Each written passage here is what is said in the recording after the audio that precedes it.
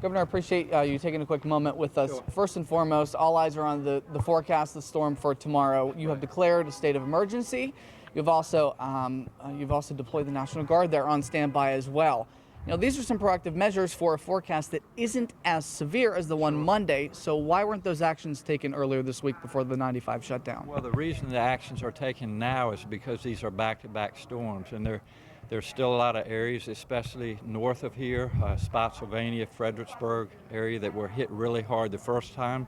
And I haven't looked for the last hour. I've heard that the shift of snow is drifting south a little bit, but that very same area is going to be hit again. And there's still folks without electricity. There's still roads, trees down, etc. And so just to make sure that we can keep Virginians as safe as we can, that's why I chose to call the state of emergency. And that's working very closely with our Department of Emergency Management, our Virginia State Police, VDOT, all of us work together to make these decisions.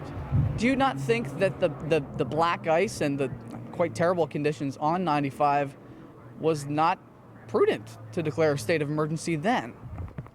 Black ice, I don't know, your definition of black ice and mine might be a little bit different, but this was 3 to 4 inches of solid ice that was on 95 after midnight, and it caused several trucks to jackknife, other cars lost control, and it led to the log jam, and a lot of people in Virginia suffered as a result of that. They were out on the highway for hours and hours. Some of them were elderly, some of them had medical conditions, some of them had children, and so we want to make sure that we take care and prepare as best we can, and that's what we plan to do tonight.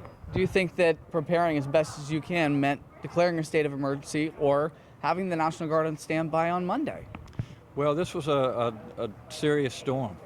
It started with rain, made it very difficult for us to pre-treat the highways. It then turned to 8 to 10, in some places probably 12 inches of slushy snow that then after midnight turned to ice. And so it was a very treacherous condition, and I want to commend VDOT for the work that they did. I want to commend our Virginia State Police. They answered over 1,000 calls, and also our emergency management to do all the work that they did out in the elements in a very treacherous situation. Thankfully, nobody lost their lives, and as far as I know, nobody was hurt. And this is working around heavy equipment on ice, and I just want to commend our state agencies for the great work that they did. Retrospectively, should the state have done more to prepare ahead of Monday? What we're going to do is look at an after-action report, and I think one of the areas that we really can focus on is how we communicate with motorists. You know, here we are in 2022, we have a lot of great technology, and we want to make sure that motorists have every access that they can to treacherous conditions, and certainly if they can prevent being out in those situations, that's what we want to happen. So the after-actions report will be done with VDOT. The Department of Transportation obviously will be involved, the emergency management of Virginia State Police. And I think we learn every situation we have, we learn, and there's certainly things that we'll be able to do better the next time. And again, our real goal is to make sure Virginians are safe. The one last question that I had was that you had said to a reporter today that people should have maybe even considered not going out on the roads as well.